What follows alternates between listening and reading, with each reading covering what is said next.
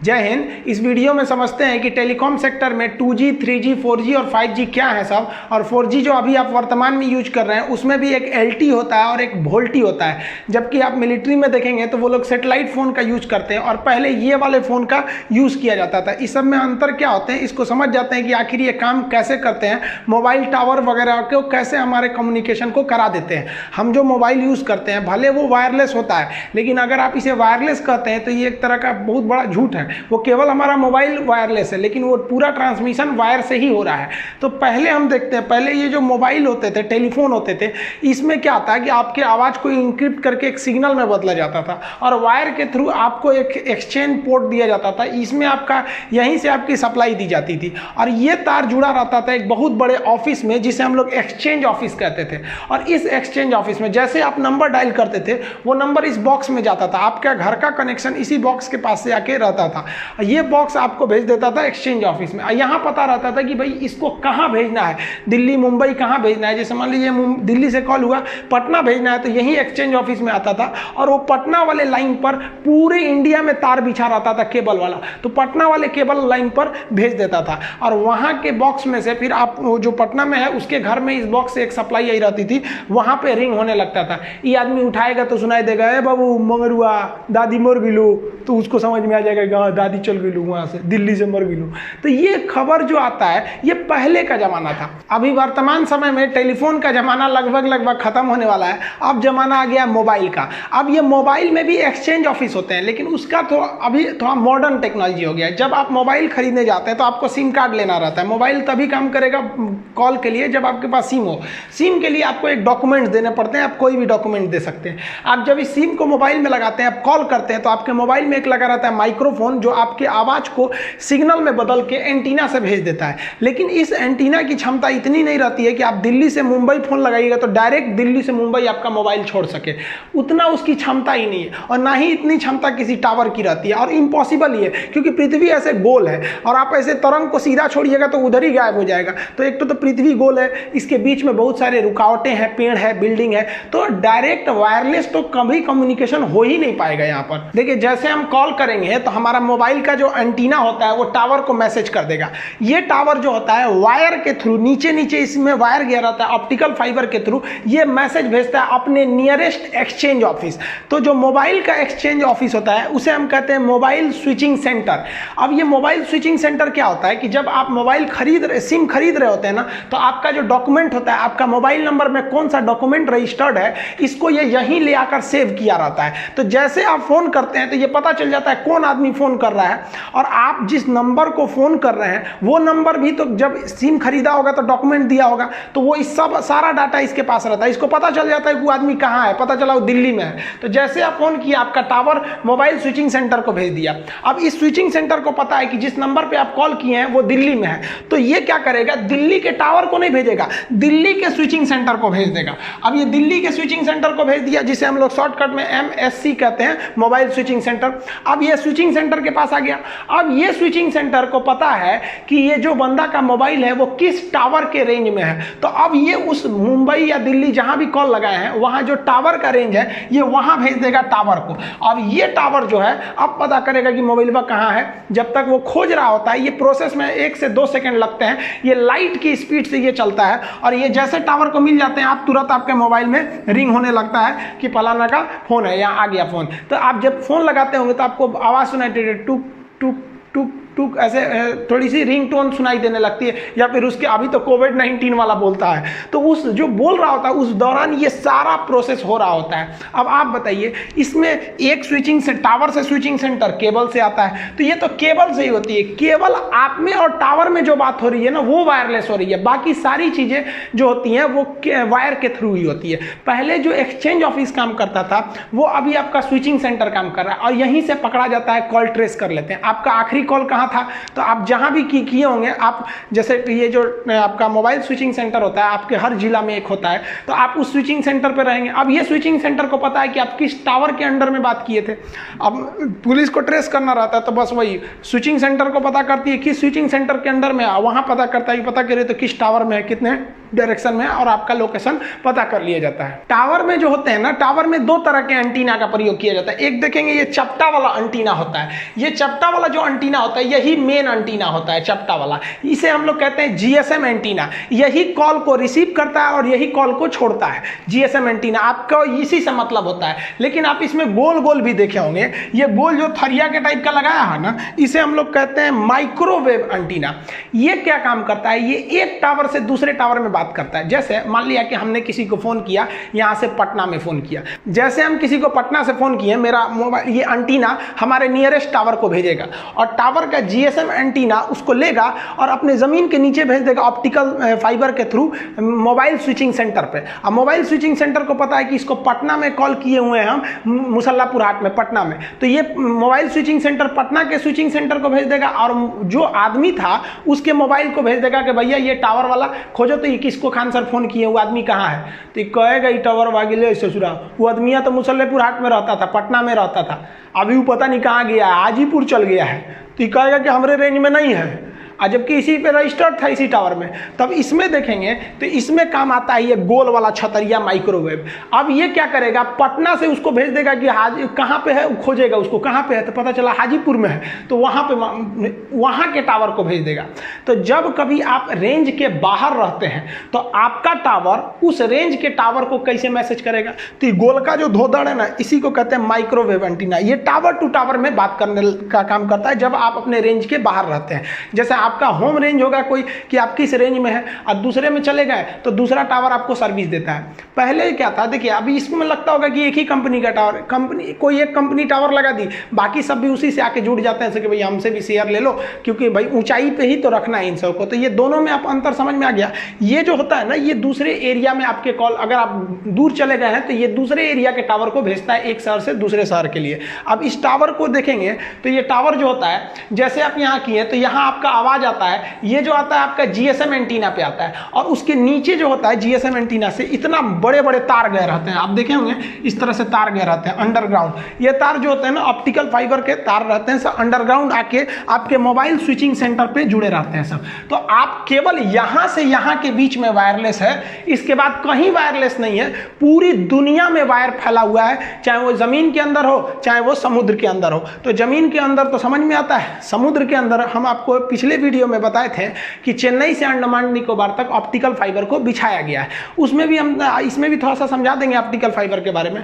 आप पूरी दुनिया में देखिएगा, जमीन के अंदर तो है ही है, उसमें कोई दिक्कत ही नहीं है, लेकिन समुद्र के अंदर भी केबल गया हुआ है। अब मान लीजिए यहाँ से अमेरिका से, ये वाला कनाडा से किसी को यूरोप में फोन करना है, तो ये मोबाइल से फोन करेगा टावर को, टावर देगा स्विचिंग सेंटर को और स्विचिंग सेंटर कहेगा जा इसको तो लंदन में भेजना है, बीच में समुद्र है, तो ये ऑप्टिकल फाइबर के थ्रू भेज देगा समुद्र के नीचे नीचे। ऐसे डायरेक्ट वायरलेस तो बातें नहीं हो पाता है, बहुत मुश्किल हो जाएगा, फिर सैटेलाइट फोन का यूज करना पड़ेगा, आगे समझा देंगे। तो पूरी दुनिया में जितना ज्यादा ट्रैफिक रहेगा उतना आपको केबल बिछाना पड़ेगा। केबल बिछाना जरूरी है, पूरी दुनिया में बहुत सारे केबल हैं, आप देखेंगे पूरी। ये तो जमीन वाला केबल तो दिखाने की जरूरत नहीं है, वो तो जमीन के नीचे नीचे आराम से बिछा सकते हैं, लेकिन पूरी दुनिया में देखेंगे तो इस समुद्र के बीच में बहुत सारे केबल बिछाए गए हैं।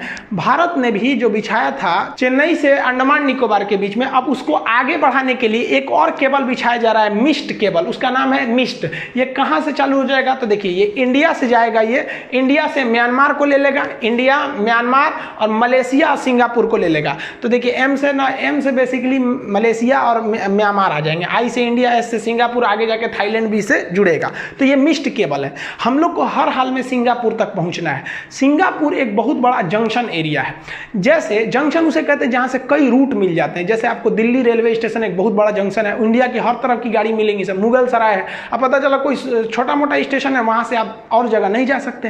तो इंडिया अगर सिंगापुर पहुंच गया ना, तो सिंगापुर पहुंचने से तो एक फायदा होगा कि सिंगापुर और ये आसियान देशों से हमारा व्यापार अच्छा है, कनेक्टिविटी अच्छी हो जाएगी। लेकिन अगर हम यहां पहुंच गए तो इसके बाद हम पूरी दुनिया में आराम से पहुंच सकते हैं, क्योंकि दुनिया के जितने भी केबल है वो सिंगापुर तक आए हुए हैं। आप अगर देखेंगे ये रहा आपका सिंगापुर, सिंगापुर से यहाँ एक बहुत बड़ा केबल गया हुआ है जापान तक में, ये वाला केबल गया, इसे कहते हैं Asia Asia submarine cable express, तो इसे हम शॉर्टकट में एक्सप्रेस केबल के नाम से जानते हैं। ये वाला केबल गया है। तो अगर हम लोग ये देखिए, ये हमारा अरुणाचल प्रदेश है, यहीं पे नीचे है, यहाँ हम सिंगापुर आ गए, तो यहाँ से तो आगे हम अपने केबल को आराम से भेज सकते हैं। यहाँ पर आपको कई रूट मिलेंगे, जैसे ये देखिए, ये हमारे नीचे ये श्रीलंका दिख रहा है। अगर हम सिंगापुर आ गए तो यहाँ कई कलर दिखेंगे। यहाँ जो आपको ब्लू कलर से दिख रहा है, वो ब्लू कलर आ रहा है एशिया पैसिफिक गेटवे, तो इसे शॉर्टकट में केवल गेटवे बोलिए। तो ब्लू कलर वाला जो गेटवे है, ये हमको यहाँ पर आसियान देश, चाइना और उत्तरी कोरिया से आराम से कनेक्टिविटी दे देगा।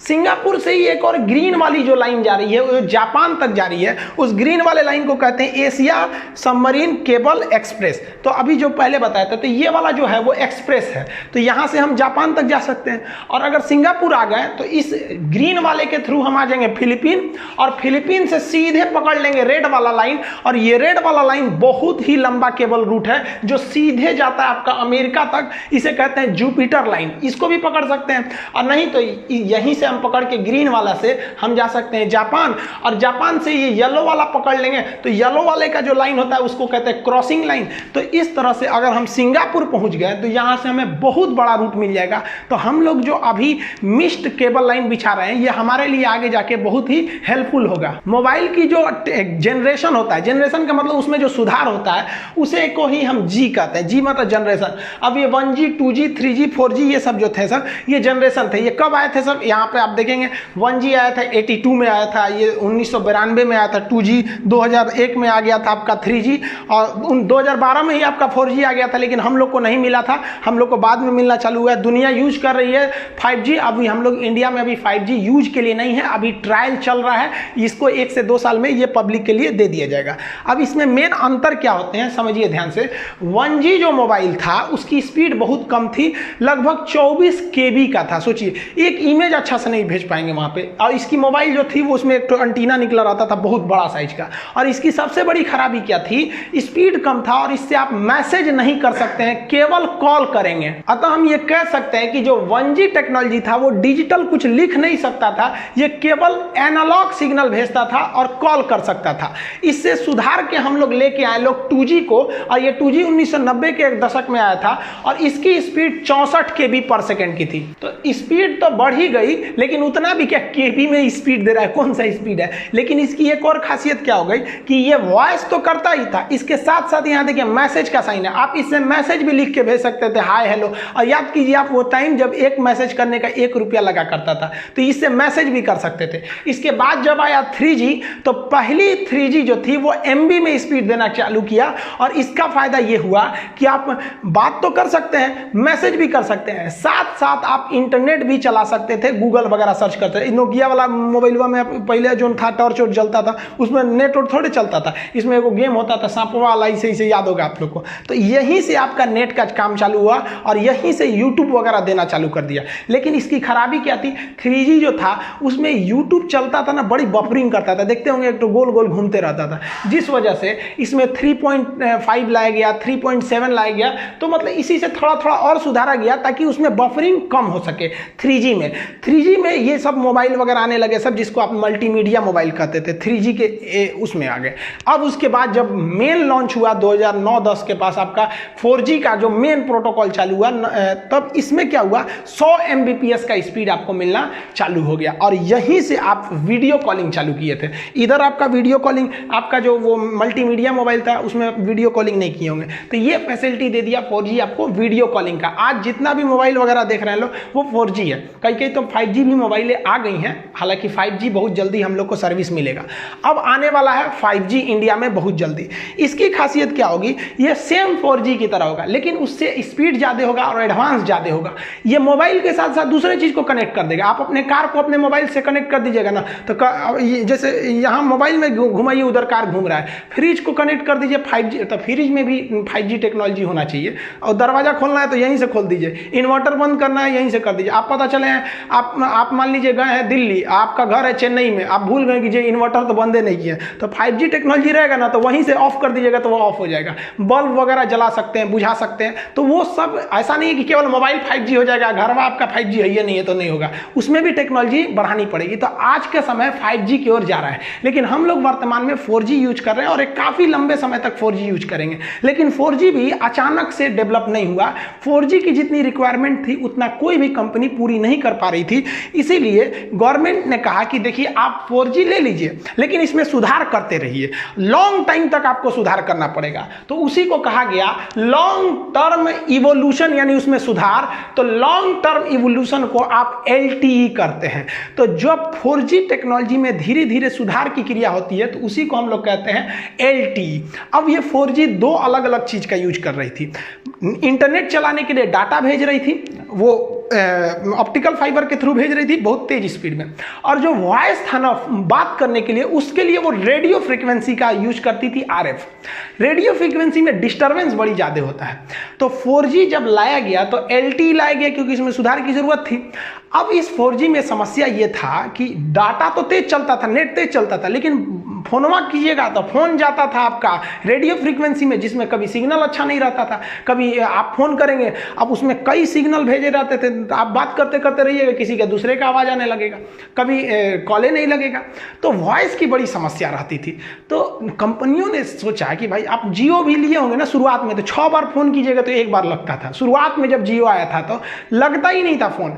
रीजन क्या था कि 4G का डाटा स्पीड तो ठीक था, लेकिन जो वॉइस भेजता था ना वो क्या करता था, वो रेडियो फ्रीक्वेंसी में भेज देता था। तो रिलायंस ने क्या किया, उसने कहा कि एक काम करते हैं, हम जो डाटा भेज रहे हैं एक काम करते हैं उसी के साथ साथ हम वॉइस को भेज देते हैं, तो दोनों का स्पीड तेज हो जाएगा। तो उसने इस LTE में वॉइस भी जोड़ दिया, तो उसी को कहा गया वॉइस ओवर LTE। तो LTE का तो पहले पता है, बस उसमें वॉइस ओवर जोड़ देंगे तो वोल्टी हो गया। तो रिलायंस जब लाया था शुरुआत में जियो को तो LTE लाया था, तो बड़ी उसकी कॉलिंग की समस्या थी। तब क्या किया, 1 साल बाद उसने वोल्टी ला दिया। अब इसमें कॉलिंग समस्या नहीं, जहां से नेट जा रहा है वहीं से आपका वॉइस को भेज दे रहा है। और ये क्या करता है, वॉइस को प्रेफरेंस ज्यादा देता है। इसलिए आप देखेंगे अगर वोल्टी मोबाइल रहेगा ना खटाक से लग जाता है, और LTE वाला रहेगा ना तो टूक टूक टूक टूक करेगा, जल्दी लगेगा नहीं। अब वोल्टी वाला फटाक से लग जाता है। और वोल्टी में अगर आप देखेंगे तो जब आप वॉइस कर रहे होते हैं तो आपका नेट थोड़ा सा उसको नेट को प्रेफरेंस कम देता है, वॉइस को प्रेफरेंस ज्यादा देता है। तो आजकल जितनी भी मोबाइल आ गई हैं सब वोल्टी आ गई हैं। अब वोल्टी को गोली मारी, अब तो 5G आ गए हैं सब। तो 4G की शुरुआती कंडीशन LTE, उसका एडवांस वर्जन वोल्टी हो गया। देखिए अब एक सैटेलाइट फोन क्या होता है, सैटेलाइट फोन देखिए आपको मजबूरी है कि आपको अगर बात करना है मोबाइल से तो आपके मोबाइल की औकात इतनी है कि 2 से 3 किलोमीटर दूर वो सिग्नल भेज सकता है किसी टावर के पास, इससे ज़्यादा उसकी औकात ही नहीं है। अब आप बताइए कि अगर हम बॉर्डर एरिया में जहाँ फौजी हैं तो वहाँ अगर हम टावर लगाएंगे और उससे बात करेंगे तब तो ठीक है, कोई दिक्कत नहीं, लेकिन युद्ध के मैदान में दुश्मन सबसे पहले टावर में उड़ाएगा, और जहाँ टावर उड़ा दिया बस आपका मोबाइल गया काम से, अब झुनझुना हो गया मोबाइल। तब उसके लिए काम आता है सैटेलाइट फोन। अब ये सैटेलाइट फोन ससुरे इतना तगड़ा होता है सर कि खड़े खड़े मोबाइलवा से आसमान में मैसेज भेज देता है, तो यहाँ से सीधे सैटेलाइट को कि भैया ऐसा दिक्कत हो गई लो सीधे, और ये सैटेलाइट ना दूसरे वाले सैटेलाइट को दे देता है कि ले भाई बतिया कौन सी बात कर रहा है। तो फौजी देखेंगे ना सैटेलाइट फोन का यूज करता है सर। अब इसके 2-3 खराबी, इसकी आवाज़ उतनी क्लियर नहीं होती है, बात थोड़ा सा लैग करते रहता है, मतलब आप लय में बोलिएगा ना तो कभी कभी कैसे देखिए कोई वीडियो देखिएगा उसको स्पीड धीमा करके तो आवाज़ में थोड़ी सी गिरावट आती है, स्पीड भी खराब रहता है। और इसमें सबसे बड़ा खराबी क्या, महंगा आता है, क्योंकि जो फैसिलिटी आपको इस टावर से मिल रहा था वही फैसिलिटी आपको इस सैटेलाइट से मिल रहा है, तो अंतर आएगा कि नहीं आएगा भाई। ये जमीन पे है वो आसमान में, कभी भी ये थोड़ा सा महंगा रहेगा, तो ये थोड़ा महंगा रहता है। इसकी 2 और खराबी क्या आती है, इसको ट्रेस करना थोड़ा सा मुश्किल हो जाता है आप कहाँ से बात कर रहे हैं। लेकिन हाँ ये चीज़ इसमें एक और खराबी क्या होता है कि आपकी बतिया को कोई और भी पकड़ सकता है, वहाँ पे बीच में पकड़ लेगा। सैटेलाइट से बात किया ना तो यहीं पे हैक करके आपका बात सुन लेगा। इसलिए आप फौज वालों को देखेंगे ना तो कोड में बात करता है, अल्फा चार्ली टेंगू ये दुनिया भर का बोलते रहता है।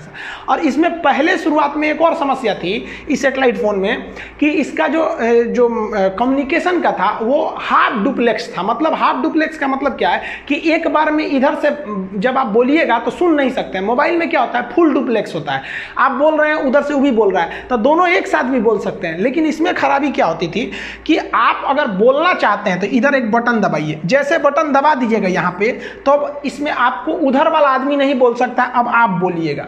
तो यही समस्या आने लगी। कभी कभी दोनों आदमी एक के बार बटन दाब देता था, जैसे हमें बात बोलना है, हम क्या बोलना चाहते हैं तो ये बटन दबाएंगे, उसके बाद बोलेंगे कि भाई ऐसा ऐसा समस्या है। और अगर हमें सुनना है कि वो क्या बोला तो हम ये बटन बटन छोड़ना पड़ेगा। तो इसमें कंफ्यूजन हो जाता था कि भैया पता चलता कभी दोनों दाब दिया कभी दोनों छोड़ दिया।